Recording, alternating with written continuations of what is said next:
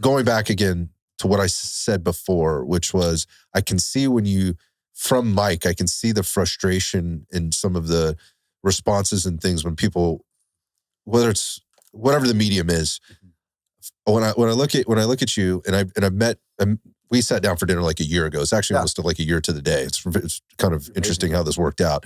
But I remember walking away from the table going, I think I understand Mike a lot differently than a lot of other people do, or might. Like, obviously, I just had dinner with the guy. It's not like I've spent a lifetime with him.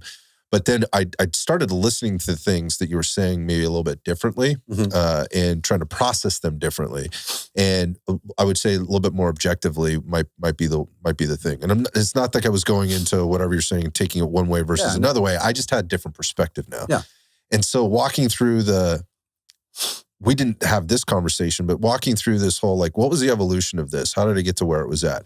And so you started by saying there was like a half dozen, 10 guys out there that were doing this. And then all of a sudden there were multiple companies training multiple people that have multiple instructors on staff that are doing this, like from a governmental or other government organization, contract type work. And then there was the equipment companies that jumped into this, and all of a sudden they needed instructors because people want to buy this stuff and there's videos and they want to sign up for classes. And then those instructors left and started their own things. You just mentioned that. And so this thing it was like exponentially grew like cancer. In a sense, like you could look at it that way. Yeah. At the same time, it also encouraged people to get firearms training.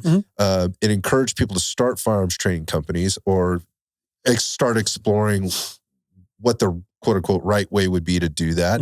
And there was a lot of positive that came out of this. Absolutely. And we have this nation now where you have way more, I would say, armed and trained, some of it good, some of it not so good, right?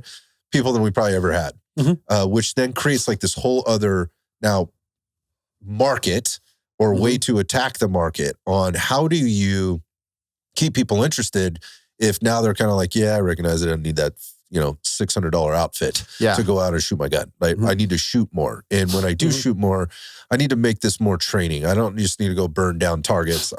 There's things I can do. And you're starting to get a little bit more sophisticated. Absolutely. And so I wonder what your take is on that and kind of what you're seeing the shift be and how you're adjusting to this. Again, going all the way back to coming at it from a more of a holistic approach to things.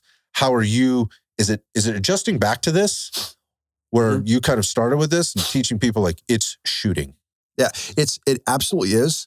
And I'll give, I didn't know how to approach it, and I'm more than happy to say that. Like it frustrated me, and it's like it was throwing shoes at the TV kind of thing. It just really bothered me, and I was looking for a strategy. Like, how do we deal with this? How do we and like I said, full disclosure, Matt's a good friend of mine, but it's like, to his credit, Matt was like, "Here's how we deal with it. We just freaking punch him in the face. Punch him in the face." Yeah, which is that's Matt. Yeah. That literally that is. But it's like just punch him in the face, and then we'll go from there. Yeah, like, and you had to just tell people that, hey, it's like the emperor has no clothes. Your baby's ugly. Sorry, that's just the way it is. And it was what's happened now. There's a lot of guys out there that are actually on board with that are really good shooters. So what's happening now is the market is being realigned in a lot of ways by a loose cabal of people. Okay. Some of it's kind of tight. Like I said, I'm tight with certain guys that I talk to a lot and all, but there's other guys out there that are genuinely good shooters and presenting really good information, and they're starting to get way more credibility. And the hucksters and the one-trick wonders that I have this one thing that I do, all of a sudden people are starting to see them for who they are. That said, there is a psychology of social media that is a huge, it's a huge impediment to that. It has to do with the way that you present information. Okay, people want to feel good about themselves, and people present information to get you to feel good about yourself. Okay, now people want to be part of things. Just from the psychology part of it, people want to be part of things that people are already part of. Sure, they want to be part of the club. Yeah, so when you start showing classes, routinely showing classes with 28 people in them, okay? People go, "Oh wow, it has to be cool." Yeah. All those people go there. It must be really good because so many people go there. As opposed to people that really know how to train. It's for fitness. You run a course. You run a course out here in the gym. Mm-hmm.